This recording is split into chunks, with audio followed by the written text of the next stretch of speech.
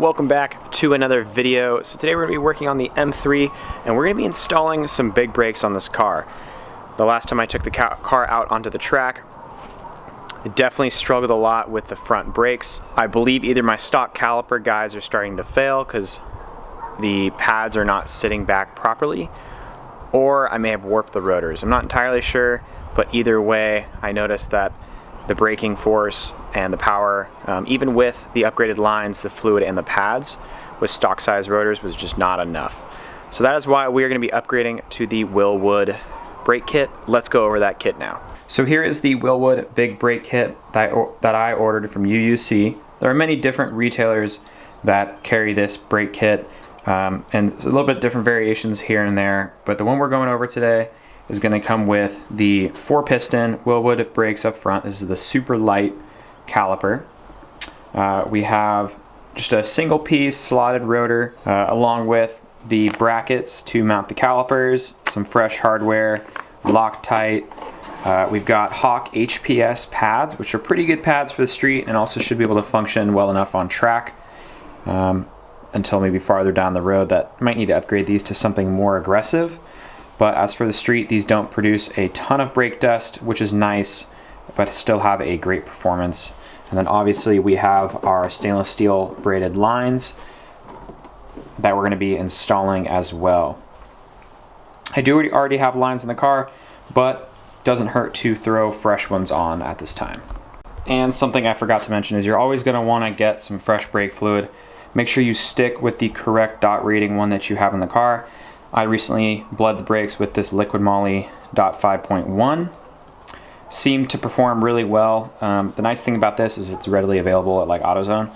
So if you're ever at the track and something happens, you boil your brakes or whatever it may be, or it gets dirty, you can easily just run to the AutoZone and get some more and bleed it out there at the track. So that's why I like to run this. And the 5.1 is going to be the highest rating that you can really easily find. I'm sure there's better, but that's the best one that I could find. And then of course we're going to want some brake clean to clean off any of the parts, any of the brake fluid that we get on spots that we're going to need to clean off. So always pick up some brake clean because that's nice to have as well. Now this is a great budget-friendly kit. I believe it's listed at $1,300, not including taxes and fees and shipping and whatnot, but that is an insanely good price for upgraded calipers. And basically everything else that comes here, aside from the fluid and whatnot. A lot of big brakes that I've found for other manufacturers, other cars, nowhere near this price. So this is a great budget-friendly upgrade for the E36. So let's get started installing this big brake kit. We're going to be putting the car, the front end up. So let's get started installing this big brake kit. We're going to be putting the car, the front end up into the air, removing the wheels so we can get access to the brake assembly. So now to start the process, we've got the wheels removed. We're going to want to take off the brake line. If we can, we're going to want to plug it up here and plug it down here. I just got some rubber plugs from the local hardware store. That's going to keep us from losing as much brake fluid and introducing any air to the system. So yeah, disconnect your brake lines, disconnect your caliper. There's 2 bolts on the back. You're going to take your caliper off, completely remove it. We're not going to be using it anymore. And then we can take off the rotor. Now this part is going to be a little bit different unless you already have this set up. I bought this car. They removed the factory dust shields and put these aftermarket ones for cooling. I'm not sure if these are going to fit, so what I'm going to do is I'm going to leave the rotor off for the time being, and I'm going to mount the bracket that is supplied by UUC, and mount up the caliper and see if we're making contact here on this dust shield. It looks like it might be kind of close, so I may have to trim this little piece out. But I'm going to get everything kind of mounted up into its orientation to see if this is going to fit. So after getting the whole assembly installed, we have the rotor, the caliper, and the bracket all mounted up. The factory BMW wheels do not clear the calipers. The face of the caliper does hit here back on the spoke, so it's going to require probably a 3 to 5 millimeter spacer to run those. Luckily, I have these extra wheels that I'm actually selling, BBS. These are the RE847, 848 in the rear. These are an 18 with a lot lower offset than the factory wheels. So these cleared just fine, so I'm going to have to be running these until I get some spacers for the track wheels. But now that I'm also the dust shield, it's very hard to see, but the dust shield actually clears with the caliper and the rotor. So luckily I can keep those on there and I don't actually have to do any grinding or cutting them down at all. So I'm going to take all this off and continue on with the process. So now the next step is to mount the rotor. I know that in the previous clip I had the driver's side. This is the passenger side.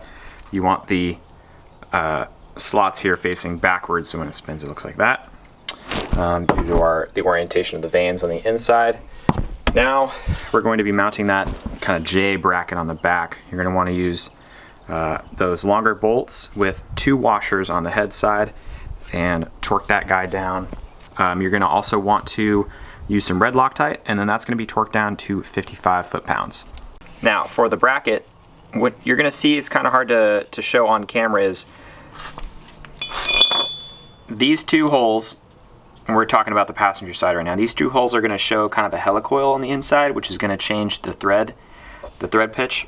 You're going to be using the smaller bolts on those holes because this is what actually is going to hold the caliper to the bracket. Now these longer bolts, which we're going to use 2 washers that are provided on all of the brackets that mount from this J bracket, which is going to be this hole and this hole, to the spindle. And these are the ones that are going to be torqued to 55 with some Loctite.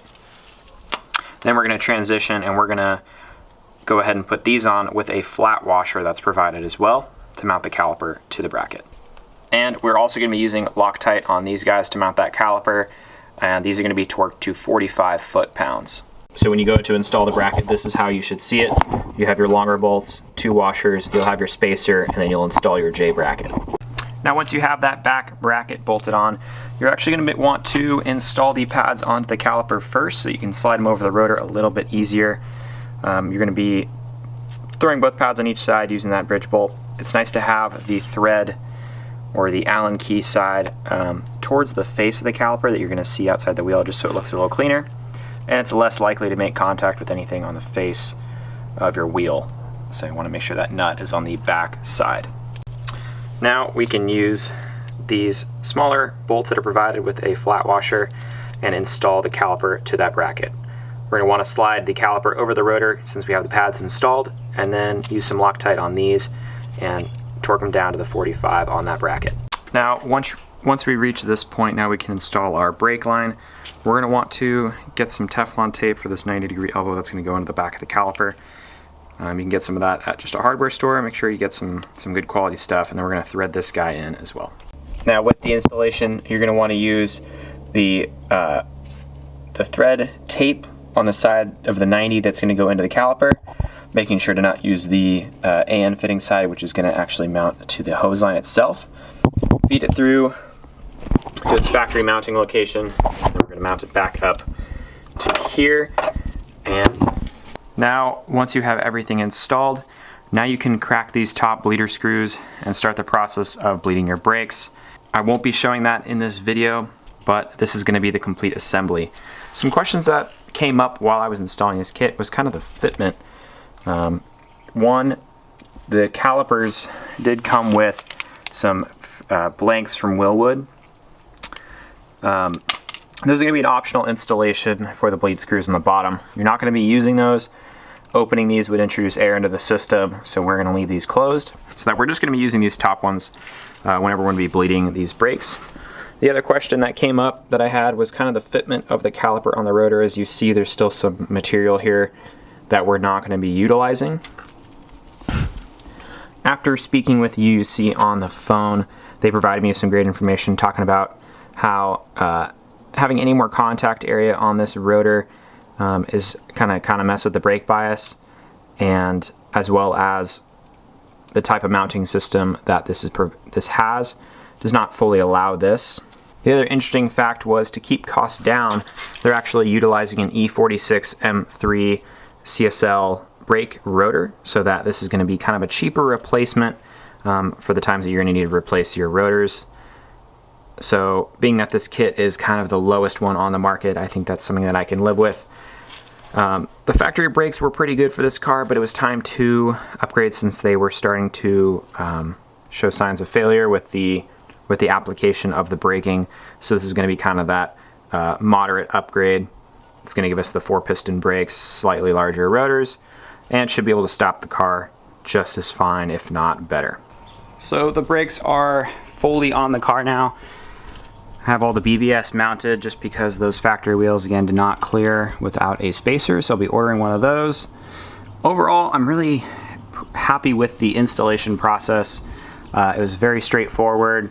The directions that I was able to get from UUC were very clear and helped along the installation process. Overall, it was not super difficult. With that being said, there were a couple questions that arose that I was able to answer for you guys on this video if you're watching and you have any questions. If not, reaching out to UC, they're super helpful. They get back to you pretty quick within that same day or the next day with any questions that you might have. Other than that, I'm going to go start the bed-in process for these brakes and kind of get used to them over the next couple hundred miles before I take them on the track. Hopefully I'll be making a video and posting that up for you guys with those other track wheels as well. Other than that, that's going to be pretty much it for the video. Thank you all for watching. See you all on the next one.